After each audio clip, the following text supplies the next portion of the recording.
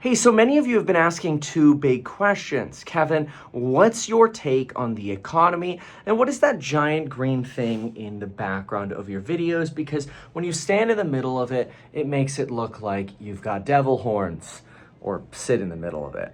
Well, I'll answer the second one first, and then we'll talk about my thoughts on sort of the state of the economy, especially since we're at all-time highs. Warglaves of Azeroth. It's a World of Warcraft thing. I was a TBC Merciless Season 2 gladiator. Basically, in English, that means I played way too many video games in high school, and now here I am. That said, so what do we have for the economy? Well, economically, we all know that if we evaluate the economy based on the stock market, we're at all-time highs, and there's just nothing bad to say about the economy. The only thing we can really do is sound like some loser bear and point to things that are starting to happen but haven't happened yet.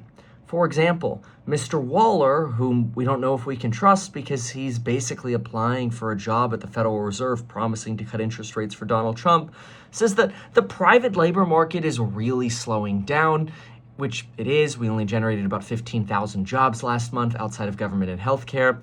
And if we end up too late, which is sort of a co-fed slam on too late Powell, which was the coupon code last week as well, then you end up in a potential recession that you can't bail yourself out of with rate cuts. And so this is why Waller is pitching a rate cut as soon as as soon as July. The July 30th meeting is, on July 30th, I'll be covering it. So then the question becomes, will rate cuts even solve any kind of economic problem in the event that they even do start cutting in July? After all, last year, when we cut 50 basis points right before the election, which we could talk about the political impact of that in a different video, obviously impact zero, but motivation debatable.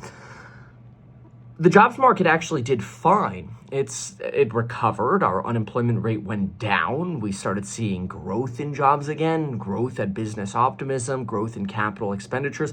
GDP for Q4 ended really, really strong last year. A lot of people say this was because of hope that Donald Trump was going to usher in this new business-friendly growth style marketplace, which frankly, so far, with the exception of that brief liberation we got, that's exactly what's happened. Now businesses, if they want to go buy an H100, can deduct 100% of it. They want to go buy a little plane, they can deduct 100% of it for business purposes. And basically, businesses are incentivized to spend money on capital expenses and infrastructure. Like House Hack, for example, is incentivized to not only take the existing AI servers we have for our AI project coming out in Q4, but also buy more because of the write-offs, if we wanted to, because you could fully write them off, which is incredible because usually you'd have to depreciate them over 5 to 7 years. So a lot of these things say, hey, the economy could actually have a whole lot more gas in it. So really, when we look at the things that are oopsie-doopsie, the 10-2 yield curve, the continuing slow trend of unemployment claims up, the continuing claims, the breakdown of the components of what's actually in the labor report, then yeah, we could say, all right, at some point, we're going to end up in an environment that is probably recessionary. And then the question is, do you not buy a house? Do you not buy stocks because of that risk?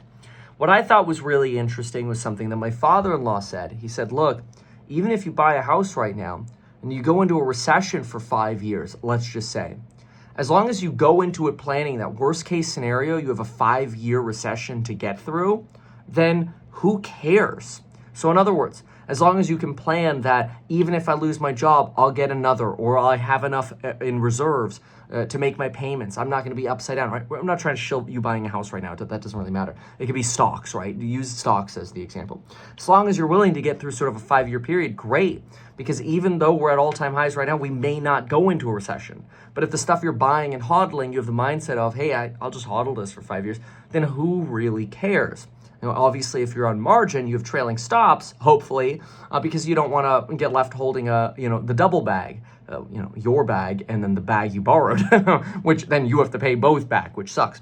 So the reason I bring that up is because it's an interesting analogy when you think of investing or a thought to make that, hey, well, can you get through 5 years? And this is usually where the conversation comes up, well, why do I have to get through 5 years if they start cutting rates? And this is where I think people forget what history shows us. History shows us that the Federal Reserve does not bail us out of a recession by cutting rates. In fact, the Federal Reserve historically cuts rates going into a slowdown, which could be a 1995 style soft landing, knock on wood, that'd be the best case scenario, or you cut rates into a recession, a la 2005, 2006, or, cutting rates right into COVID, although could you have predicted that? Well, things were slowing down, whatever. Or just look at any previous recessionary period and see the Fed cutting rates into it. Now, how does the Fed actually usually get us out? By printing money. Are they going to print money this time? Yes, they will. The question is how fast, because if we have a recession in say 26 or 7, we're going to have a new helm at the Federal Reserve, so to speak. And the concern that people have is, what if that new helm at the Federal Reserve is anti-deficit expansion like a Kevin Warsh, which wouldn't be good. Now, what else? Obviously, you prefer like a Hassett who's just going to bend the knee and print money, even if it creates more deficit, it'll be for the sake of the economy. That's how they'll sell it. Don't worry, our deficit just went up by trillions of dollars, but it's okay because we're saving, whatever.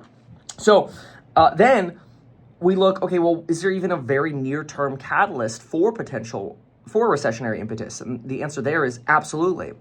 That is the lagged impact of tariffs, and it's possible that following Netflix earnings, where Netflix did totally fine, beat on all measures, the stock sold off, maybe institutions are starting to say, hey, in the near term, we're going to trade out. We're going to take our profits for the year, and we're going to let the impact of tariffs run. So the impact of tariffs has really been buttered out, probably to a period of between August and March because of the slow implementation of the various different tariffs and the lingering sectoral tariffs that never come. And then, of course, all these threats of retaliation, which ultimately, even if we settle at some kind of agreement with all the various different trading countries, especially the big ones, it sounds like they're going to be at least 20%.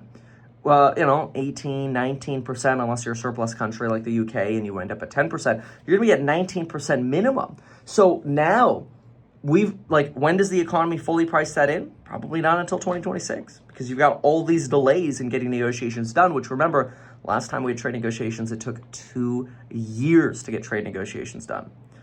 Now, quick note, many of you have still been emailing us. Yesterday, I was actually blown away that I had to bother the team so much to help you with the emails on the courses on building your wealth at meetkevin.com and the membership. So we just very briefly extended that coupon code. So if you still want to get in, we haven't changed the price. And you can still get in at last week's price. However, that will be changing. Check it out over at meetkevin.com. So, and now I want you to see the babies and see what else I think of in the meantime. But I've got to go. I've got to go fly again. I'll have to show you, if you follow me on Instagram, maybe I could show you some video of me flying with short shorts. How's that sound? See how much screaming there's going to be over here. Oh, hello, Jack. Want to say hi? What do we got here? What kind of babies we got here? All of them. All of them. That's a great answer. You want to say hi really quick? Summer. Ella, you want to say hi really quick? Hello. Hey, buddy, what we got here? Happiness, Violet? And Mr. J, man, how are you doing? Hi. Oh, you want to say hi? Dad, come here. Miss Hi, Claire. We're sponsoring Miss Rachel. With the Don't Sue Me brochure? Lauren, you want to say hi? Lauren doesn't want to say hi. She's standing right next to me. She doesn't want. She's ducking. She's ducking for cover. She's right there. She's right there. You can see the back of her head.